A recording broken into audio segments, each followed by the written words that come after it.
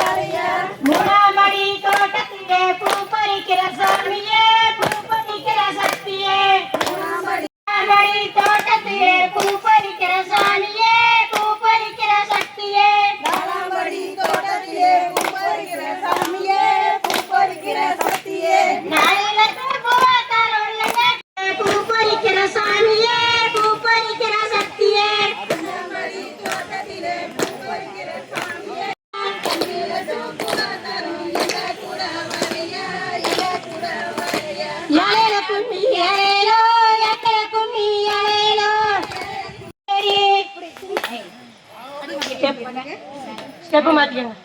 மைக்கை தூக்கி பிடிச்சுக்க பாப்பா. ரைட்.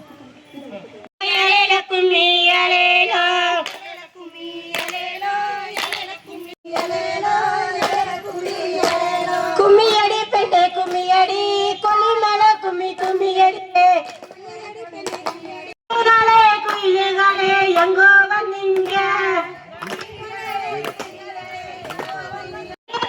குயில்களே எங்கோ வந்தீங்க எங்கோ வந்தீங்க நாங்க கேட்டோம் பாலாட்டோம் பார்க்க வந்தோங்க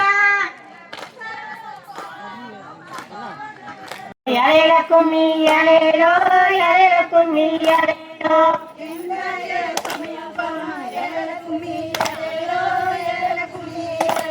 வடக்க பிறந்தாலே வாமா வாமா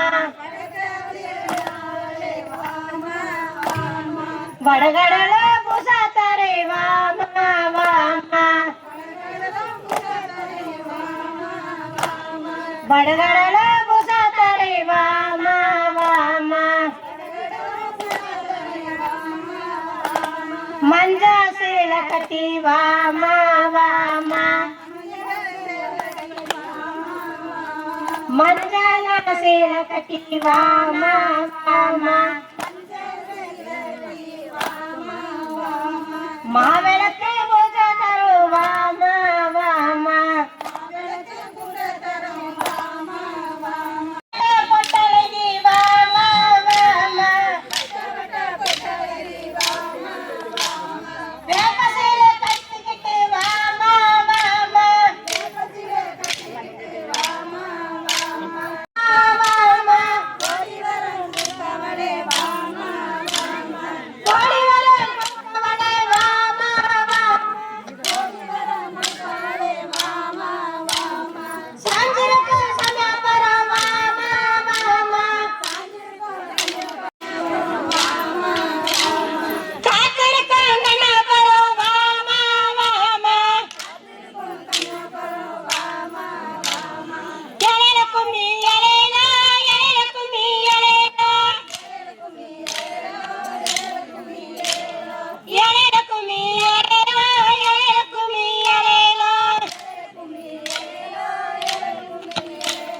ஒரு மிளகா சிறு மிளகா ஓராயிரம் சரவிளக்கா நீரோட நெருப்பாட நிலவண்ண பட்டோட பள்ளி தெரு நடுங்க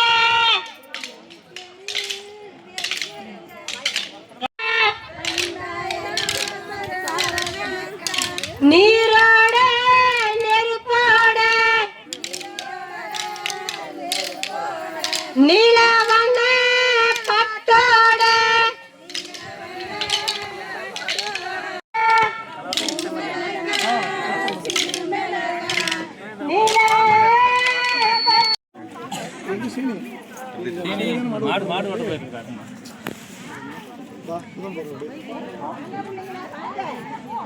ஆடுங்க இல்ல குடம் இல்லாம ஆடுங்க நல்லா இருக்கும். குடம் வச்சு ஆடுறது தானே அருமையா இந்த இருக்கு. படத்துல பாருங்க இடம் இல்லை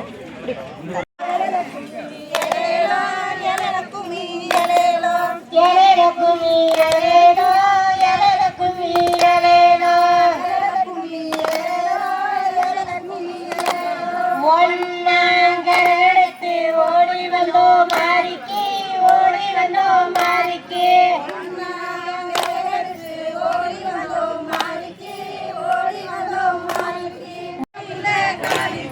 போதுமா பத்தாத பொறுமையுள்ள காளிக்கு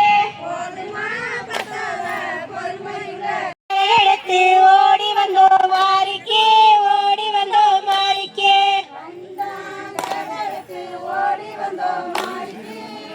வந்தோம் மாறிக்கி போதுமா பத்தாத பொறுமையுள்ள காளிக்கு சக்கரமும் மேல சரஞ்சரமும் மாலை எழுந்திருச்சு ரதம் கொடுத்த எலுமிச்சங்க மாலை எலுமிச்சங்க மாலை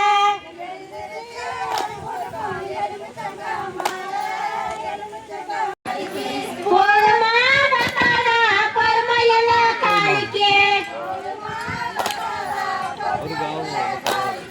சக்கரமும் மேல சரஞ்சரமும் மாலை எழுந்திருச்சு ரதம் கொடுத்த எலுமிச்சங்க மாலை எலுமிச்சங்க மாலை போதுமா பத்தாத பொறுமையுள்ள காளிக்கு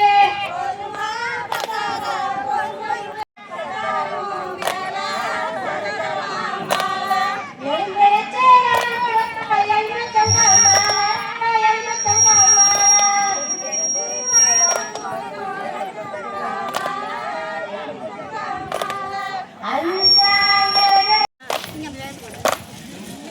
ஆமா எங்க ஊரு அழகானாச்சி வள்ளி வேலனா எங்க ஊரு அழகானாச்சி வள்ளி வேலனா எங்க தொண வருகா வேணும் வள்ளி வேலனா எங்க தொண வருகா வேணும் வள்ளி வேலனா உள்ளூர் மதுரை காளி வள்ளி வேலனா உள்ளூர் மதுரை காளி வள்ளி வேலனா ஒத்தனையா வருகா வேணும் வள்ளி வேலனா ஒத்தனையா வருகா வேணும் வள்ளி வேலனா வடி வேலனா செந்து வருகா வேணும் வடி வேலனா செந்து வருகா வேணும் வடி வேலனா ரெண்டு பொங்கலம்மா வடி வேலனா ரெண்டு பொங்கலம்மா வடி வேலனா வேண்டிய லட்சுரம்மா வடி வேலனா வேண்டிய லட்சுரம்மா வடி வேலனா கொல்லிமலை தெய்வமல்லா வடி வேலனா கொல்லிமலை தெய்வமல்லா வடி வேலனா பொங்கைக்கு வருகா வேணும் வடி வேலனா பொங்கைக்கு வருகா வேணும் வடி வேலனா பொங்கைக்கு வருகா வேணும் வடி வேலனா பொங்கைக்கு வருகா வேணும் வடி வேலனா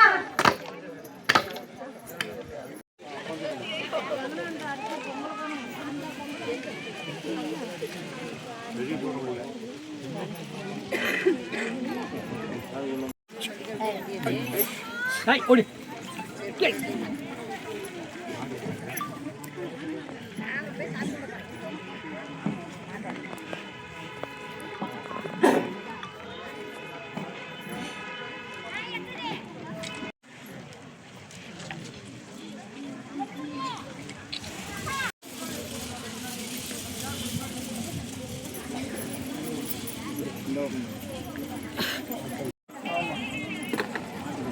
அரியண்ணா இருக்கு புள்ள இருக்கு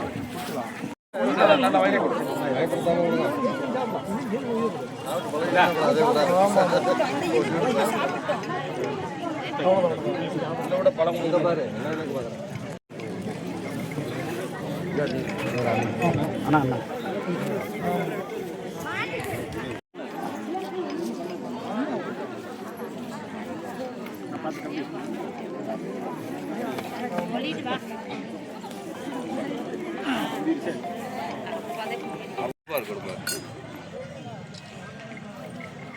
என்ன கேட்கணும் கேள்வி? ஐயா சைடில் போயிருங்க.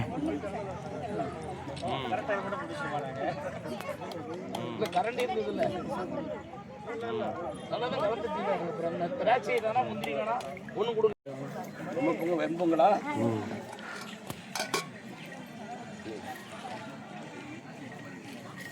நீயே போட்டுட்டு நீயே செந்தில்நாதன் அவர்களே, மாவட்ட பொதுச் செயலாளர் திரு பிரபு அவர்களே, நமது தேசிய ஜனநாயக கூட்டணியில் வகிக்கும் அண்ணா திமுக வாழ்த்துறை நமது ராஜேந்திரன் அவர்கள் வணக்கம். திரு கே.பி. சரவணன் அவர்களே, முன்னாள் எம்எல்ஏ, தேசிய பொதுக்குழு உறுப்பினர், மத்திய தலைவர் திரு ரமேஷ் நிகழ்ச்சி பொறுப்பாளர்கள், மேலும் இந்த நிகழ்ச்சியிலே கலந்து கொண்டிருக்கும் அனைத்து நல்ல உள்ளங்களுக்கும் பெண்களுக்கும் எங்களது தெரிவித்துக் கொள்கிறோம்.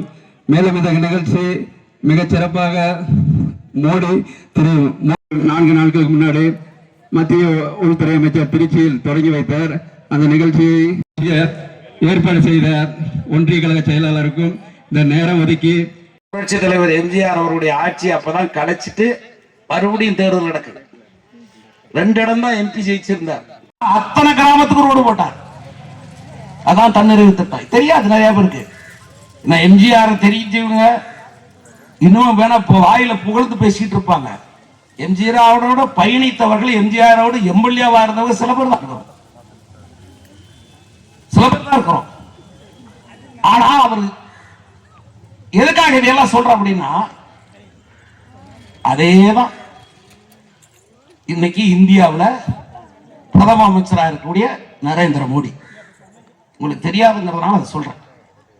மறந்து போன விவகாரம் இல்லை. எப்படி எம்ஜிஆர் ஒரு மாநிலத்தில், ஒரு தமிழ்நாட்டுக்கு, அதற்கு கிராமப்புறத்து மக்களுக்கு, ஏழை மக்களுக்கு படிக்க ஏன் வரமாட்டேங்கிறான்? குழந்தைகளை ஏன் படிக்க வைக்கல? சாணியெல்லாம் போடுறான், மாடு மேய்க்க போடுறான், ஆடு மேய்க்க போடுறான், படிக்க அனுப்ப மாட்டேங்கிறான். ஏன்? என்ன காரணம்? மதியான சாப்பாடு போடுறதுக்கு வழி இல்லை. வேலைக்கு போனா தாய் தந்தைகள் வேலைக்கு போகிற போது இந்த குழந்தைங்க கூட கூட்டிட்டு போக வேண்டிய அவசியம், விட்டுட்டு போக முடியாது.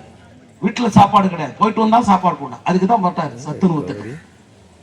அவர் தான் கொண்டு வந்தார் சத்துணவு திட்டம். கொண்டு வந்து இன்னைக்கு எல்லா ஊர்லயும் அதுல முட்டை கிட்ட போடுறாங்க, எல்லாம் வருது போடுறாங்க. அதுல பாதி முட்டையை வாத்தியார் அடிச்சுட்டு போறாங்க. வாரத்துல ஒரு முறை முட்டை வருகிறாங்க. அது வேற விஷயம். ஆனா அவருடைய நோக்கம், எம்ஜிஆருடைய நோக்கம் எதுவா இருந்தது?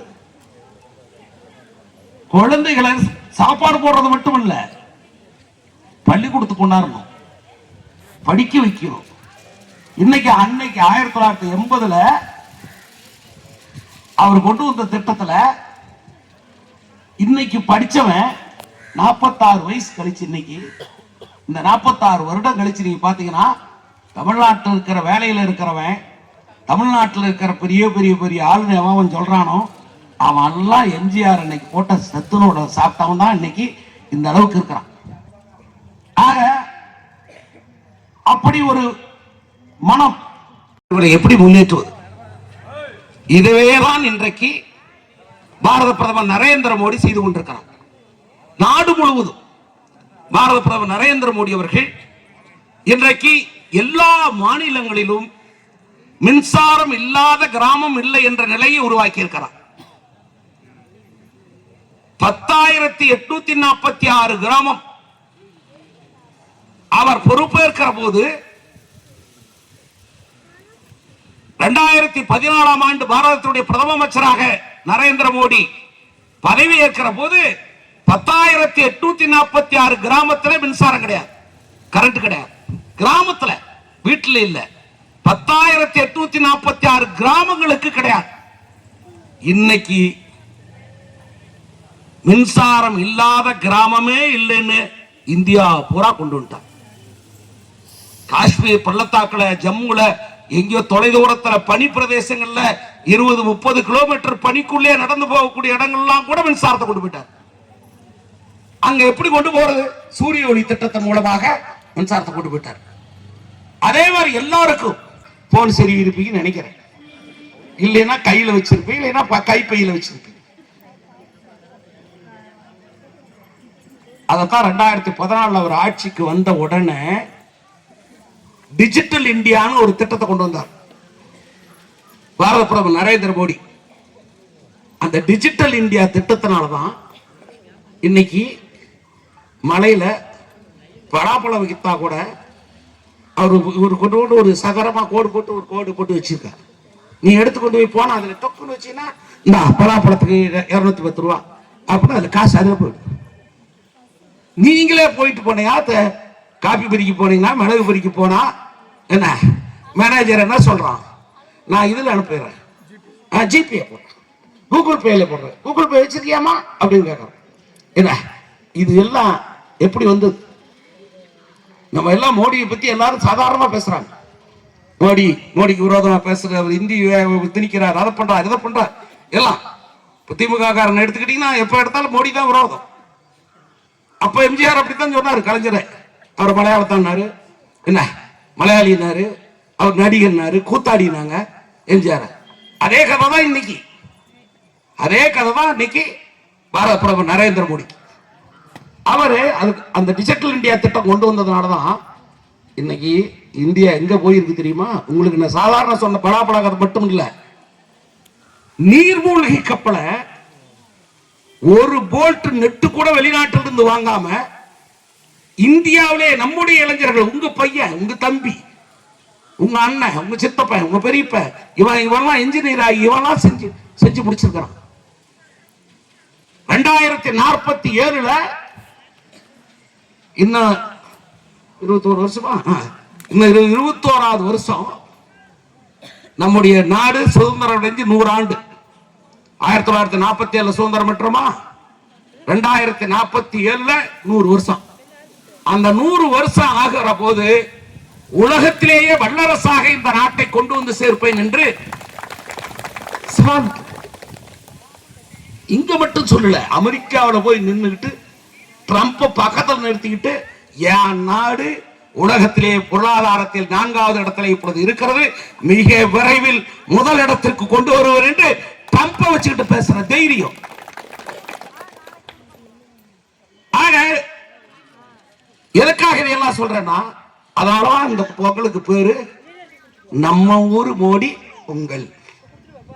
மோடி வேற ஊர் அல்ல, வடநாட்டுக்காரர் அல்ல, எங்கேயோ இருக்கிறவர் அல்ல, இந்த மக்களுக்காக வாழ்றவர். எப்படி இந்த மண்ட அது ராமாவரம் தோட்டமா இருந்தாலும், எம்ஜிஆருடைய ராமாவரம் தோட்டமா இருந்தாலும் சரி, நம்முடைய சோளக்காடா இருந்தாலும் சரி, செம்மேடா இருந்தாலும் சரி, வாசலூர்பட்டியா இருந்தாலும் சரி, எதுவா இருந்தாலும் அங்க வாழ்ற மக்களை எம்ஜிஆருக்கு தன்னுடைய மக்களா கருதினாரோ அதை போலதான் பாரத பிரதமர் நரேந்திர மோடி இந்த தேசம் முழுக்கும் வாழுகிற மக்கள் தன்னுடைய மக்களாக, இந்த தேச மக்கள் தனக்கு வாக்களித்து பிரதம அமைச்சராக உருவாக்கி இருக்கிறார்கள். ஆக இந்த தேசத்தை வளர்ப்பதுதான் என்னுடைய கடமை என்ற உணர்வோடு தான் அவர் இன்றைக்கு செயல்படுகிறார்.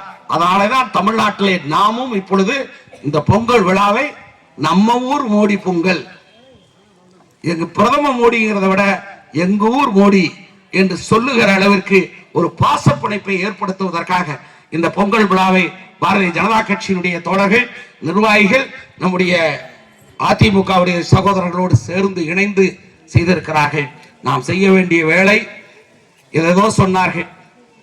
ஒரு 2 நாளைக்கு முன்னாடி, நேற்றைக்கு முன்தினம் என்று கருதுகிறேன், அல்லது நேற்று, நாடு முழுவதும் உடனே கனவு, உங்களுடைய கனவு என்ன என்று கேட்டு அப்ளிகேஷன் கொடுக்க போறாங்களாம், விண்ணப்பம் கொடுக்க போறாங்களாம் ஒவ்வொரு வீட்டுக்கும். ஆறு ஸ்டாலின் முதலமைச்சராக இருக்கிற ஸ்டாலின் தான் ஒரு முதலமைச்சராக வர முடியும். 78 நாள் இருக்கிற போது வந்து நீங்க ஓட்டு போட்டீங்க, நீங்க போட்டீங்களா போடலையோ, போட்டவங்க போட்டாங்க, ஜெயிச்சாங்க, ஆட்சியில் இருக்காங்க. அந்த ஆட்சியில் இருக்கிற போது இந்த 4.5 வருஷமா, 4.25 வருஷமா உங்களுக்கு உங்களுடைய என்ன, உங்களுடைய லட்சியம் என்ன, உங்களுக்கு என்ன வேணும் அப்படின்னு கேட்காதவங்க நாளைக்கு கேட்க போறாங்களாம். உங்களுடைய கனவு என்ன என்ன செய்யணும் இவங்க கேட்டு நீங்க சொல்லி அதை இவங்க எப்ப செய்யறது? இது ஏமாற்றுகிற வேலை, ஏமாற்றுவதற்காக செய்யப்படுகிற வேலை. எதை செஞ்சிருக்காங்க சொல்லுங்க பார்க்கலாம். தம்பி சிவபிரகாசம் பிரயாற்றுகிற போது ஒன்றை விட்டு விட்டார். இந்த வெட்டாரத்தை கொல்லிமலை உலகத்திலேயே, தமிழ்நாட்டில் மட்டும் இல்ல, இந்தியாவில் மட்டும் இல்ல, உலகத்திலேயே மூலிகையின் பிறப்பிடம் கொல்லிமலை தான். இயற்கையான மூலிகையினுடைய பிறப்பிடம். அது கொஞ்ச காலம் இந்த மால்கோ ஒரு அலுமினியம் ஃபேக்டரிக்கு மண் அள்ளிட்டு போனா நீங்க பார்த்திருப்பீங்க. 10 வருஷத்துக்கு முன்னாடி லாரியா போகும். அதுல வந்ததுதான் கடையெல்லாம். நம்ம டிவிஆர்லாம் 10 லாரி வச்சுட்டு ஓட்டிருப்பாரு. என்ன லாரியா போகும், மண்ணா அள்ளிட்டு போவாங்க. என்ன அது நின்றுச்சு. அதுல போச்சு பாதி மூலிகை, பாதி மூலிகை இல்ல, முக்காவாசி மூலிகை அதுல போடுச்சு. மால்கோ அலுமினியத்துக்கு போய் அந்த மண்ணை போட்டு காய்ச்சினா எங்க மூலிகையோட விதை எங்க இருக்கு? மண்ணை போட்டு காய்ச்சினா அலுமினியம் பாத்திரமா வந்தது, அலுமினியம் வந்தது. இதனால முதலாளி ஜெயிச்சான், 4 மலை பொழைச்சான். ஆனா மலம் போச்சு. ஆனா அதுக்கு முன்னாடி தம்பி சிவபிரகாசம் சட்டமன்ற உறுப்பினராக இருக்கிற போது, நான் மாநில மதிப்பீட்டு குழுவினுடைய தலைவராக, தமிழகத்தினுடைய சட்டப்பேரவையுடைய மாநில மதிப்பீட்டு குழு தலைவராக இருக்கிற போது, அப்பொழுது ஹெல்த் மினிஸ்டர் பாவு சண்முகம் பாவுசா வந்தார். பாவுசாவை கூட்டு வந்து இங்க ஒரு மூலிகை பண்ணை, அரசு மூலிகை பண்ணையை தொடர்ந்தோம். இப்போ வரும்போது பார்த்தேன், கேட்டிலிருந்து ஒரு பரலாங்க தூரத்துக்கு முள்ளாறுது. நம்ம செம்மேட்டை தாண்டி வந்து கொஞ்சம் தூரத்தில் இறக்கணும், ஒரு இறக்கத்தை தாண்டி வரும். அந்த இடத்துல தான் இருக்குதுன்னு நினைக்கிறேன். இங்க அந்த மூலிகை பண்ணை யாரு என்னன்னு கேட்கல. அதுக்கப்புறம் அதை எப்படி நடத்துறோம், அது என்னென்ன மூலிகை இங்க வந்தது, அது உலகத்தினுடைய ஆராய்ச்சிகளை கொண்டு போய் விடணும், யாருமே நினைக்கல. ஆனா சிவபிரகாஷ் சொன்னது போல விஞ்சி அமைக்கப்படும். இதெல்லாம் நான் நாடாளுமன்ற தேர்தல் அறிக்கையிலேயே சொல்லியிருந்தேன். ஒரு சரியான கூட்டணிக்கு வந்திருக்கிறோம். தமிழ்நாட்டுக்கு எடப்பாடி பழனிசாமி. எடப்பாடி பழனிசாமினா ஆறு எம்ஜிஆரோட வாரிசு. அந்த கட்சி ரெட்டால கட்சி, எம்ஜிஆர் கட்சி ரெட்டால கட்சி. அந்த ரெட்டாலையில நீங்க பாக்குறப்ப அது எம்ஜிஆர் தெரியணும். சோ எம்ஜிஆர் தமிழ்நாட்டுக்கு எம்ஜிஆர், டெல்லிக்கு மோடி. அதுதான் அன்னைக்கு தமிழ்நாட்டுக்கு எம்ஜிஆர்னா எடப்பாடி பழனிசாமி, ரெட்டால கட்சி, அதிமுக.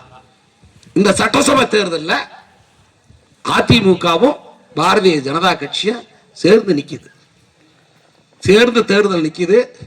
நீங்க எதுக்காகனா தமிழ்நாட்டுக்கு என்னென்ன வேணுமோ அதை தரத்துக்கு மோடி தயாரா இருப்பார். தமிழ்நாட்டுக்கு என்னென்ன செய்யணுமோ அதை செய்யறதுக்கு எடப்பாடி தயாரா இருக்கும். ஆக மேல இருக்கிறவங்க கொடுத்தாதான் கீழே இருக்கிறவங்க வாங்கி செய்ய முடியும். ஆக மேல இருக்கிறவனும் கீழே இருக்கிறவனும் சேர்ந்து இருக்கக்கூடிய கட்சியாக அந்த கூட்டணிக்கு நீங்கள் வாக்களிக்க வேண்டும். மறவாதீர். இந்த பொங்கல்ல நாம் எடுத்துக்க வேண்டிய சபதம், நம்மை நாமே காப்பாற்றிக் கொள்வதற்கு, நம்மை நாமே வளர்த்துக் கொள்வதற்கு, நம்முடைய குழந்தைகள், நம்முடைய வாரிசுகள் முன்னேறுவதற்கு நீங்கள் நிச்சயமாக இந்த பொங்கலில், பொங்கலை பொறுத்தவரை என்ன சொல்வார்கள், போகி பண்டிகை முதலில் வரும், போகிக்கு அடுத்து பொங்கல் வரும். போகி வந்தால் பழையன கழிதல். போகி வந்த என்ன, பழசையெல்லாம் தூக்கி வெளியே போடு, குப்பை கோலமா இருந்தா எடுத்து வீட்டுக்கு முன்னாடி போட்டு எரிச்சிரு, குள்ளாட்டி குப்பையை கொண்டு போய் கொட்டி விடு. என்ன புதியன புகுதல். இப்ப எது பழசு, ஸ்டாலின் பழசு, அப்படியே வீட்டுக்கு அனுப்புங்க. எது புதுசு, எடப்பாடி பழனிசாமி புதுசு, கூட்டிட்டு வாங்க. இதுதான் நம்முடைய பொங்கல்ல நாம் எடுத்துக்க வேண்டிய சபதம். அருள் கூர்ந்து நீங்கள் உங்களை பொறுத்தவரை மனதார நினைத்து பாருங்கள்.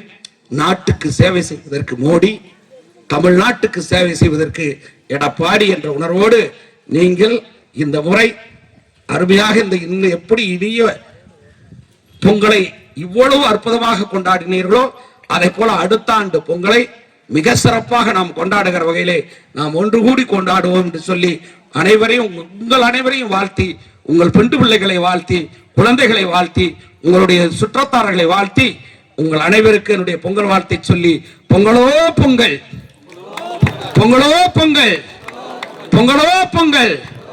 பாரத பிரதமர் நரேந்திர மோடி, பாரத பிரதமர் நரேந்திர மோடி. நன்றி, வணக்கம்.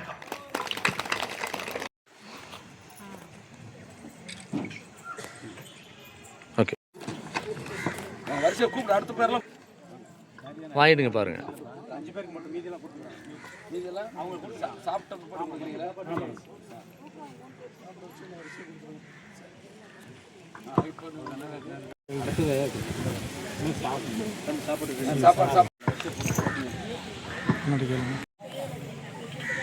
எங்க முடிஞ்சா தெரிய போதெல்லாம் அவங்கள பாரு. வீடியோ வேணாம்.